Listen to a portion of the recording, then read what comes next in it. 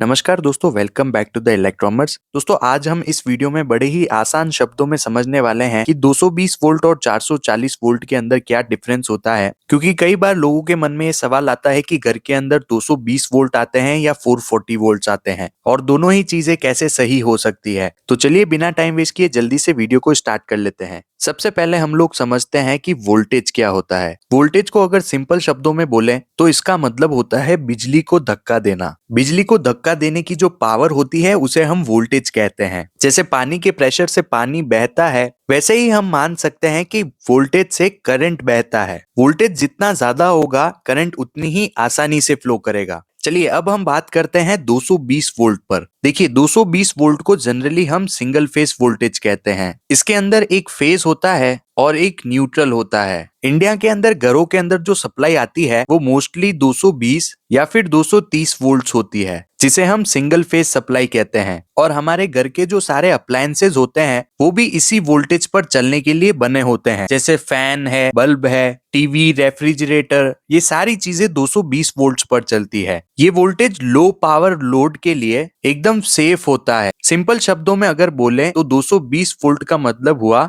घर की supply. 220 volt का एक रियल एग्जांपल समझिए। आपके घर के स्विच बोर्ड में जो आप फेज और न्यूट्रल वायर के बीच में टेस्टर लगाते हो तो आपको लगभग 220 से 230 वोल्ट्स मिलते हैं और यही आपके सिंगल फेज वोल्टेज होते हैं। अब दोस्तों हम लोग बात कर लेते हैं 440 वोल्ट्स के ऊपर। 440 वोल्ट्स को हम जनरली 3 फेज सप्लाई बोलते हैं, यानी इसके अंदर 3 फेज होते हैं जिसे R, Y और B से डिनोट किया जाता है, यानी रेड, येलो और ब्लू। इसके अंदर न्यूट्रल ऑप्शनल होता है। 440 वोल्ट्स एक्चुअली 2 फेज के बीच का वोल्टेज होता है, जिसे हम लाइन वोल्टेज भी कहते हैं। यानी जब आप किसी 2 फेज में चेक करेंगे, जैसे R और Y में चेक करेंगे तो आपको 440 वोल्ट्स मिलेंगे, या फिर Y और B में चेक करेंगे तो भी आपको 440 वोल्ट्स मिलेंगे। इसीलिए हम इसे लाइन वोल्टेज कहते हैं, यानी 2 फेज के बीच के वोल्ट। अब इस वोल्टेज का यूज ज्यादातर इंडस्ट्रीज में होता है, जहां पर हैवी मोटर्स लगी होती है या फिर लार्ज मशीनरीज होती है। वहां पर 440 वोल्ट्स का ही यूज किया जाता है, क्योंकि वहां पर पावर ज्यादा चाहिए होती है। इसका एक रियल लाइफ एग्जांपल ये हो सकता है कि जब आप 3 फेज मोटर लगाते हो तो मोटर के टर्मिनल पर RYB तीनों फेज डायरेक्टली लगते हैं। यहाँ पर कोई भी न्यूट्रल यूज नहीं होता है। आपको मोटर को 3 फेज देने होते हैं, तभी एक 3 फेज मोटर अच्छे से वर्क करती है। अब दोस्तों सबसे बड़ा कंफ्यूजन यहाँ पर यह आता है कि 220 वोल्ट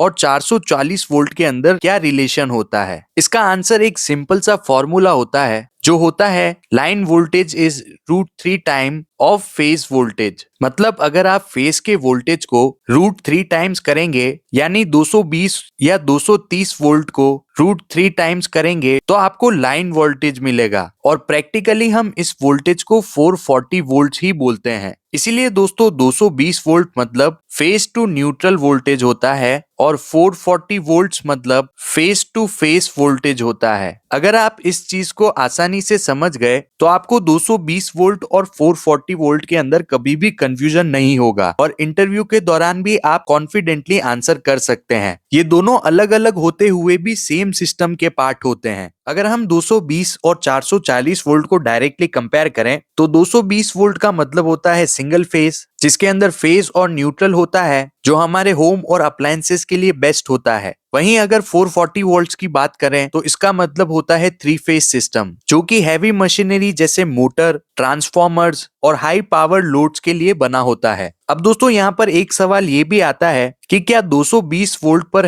हैवी मोटर्स नहीं चलते क्या? देखिए दोस्तों, हैवी मोटर्स को ज्यादा करंट चाहिए होता है, जिसकी वजह से उसे ज्यादा टॉर्क भी चाहिए होता है। 220 वोल्ट के अंदर करंट तो ज्यादा होता है, जिससे वायर हीट होते हैं, लेकिन उसके अंदर उतना टॉर्क नहीं मिल पाता है जितना टॉर्क एक 3 फेज सिस्टम से मिलता है। इसीलिए मोटर्स के लिए हमेशा 440 वोल्ट्स बेस्ट होते हैं, क्योंकि इसके अंदर हमें R, Y और B तीनों फेस मिल जाते हैं। तो दोस्तों होपफुली आपको आज की वीडियो का ये कॉन्सेप्ट समझ में आया होगा कि 220 वोल्ट और 440 वोल्ट किस तरह से एक दूसरे से अलग हैं और किसको कहां पर परफेक्टली यूज किया जाता है। अगर ये वीडियो आपको आपको पसंद आई है तो वीडियो को लाइक जरूर करें और अपने दोस्तों के साथ जरूर शेयर करें। इस टॉपिक से रिलेटेड अगर आपके कुछ भी डाउट्स है तो कमेंट करके जरूर बताएं। मैं आप लोगों के लिए इसी तरह की इलेक्ट्रिकल की वीडियोस लेकर आता हूं। तो चैनल पर नए हैं तो सब्सक्राइब जरूर कर दें। कमेंट में जरूर लिखें कि आपको नेक्स्ट वीडियो कौन से टॉपिक पर चाहिए। मैं मिलता हूं दोस्तों आपको नेक्स्ट ऐसी ही किसी इंफॉर्मेटिव वीडियो में। Thank you for watching.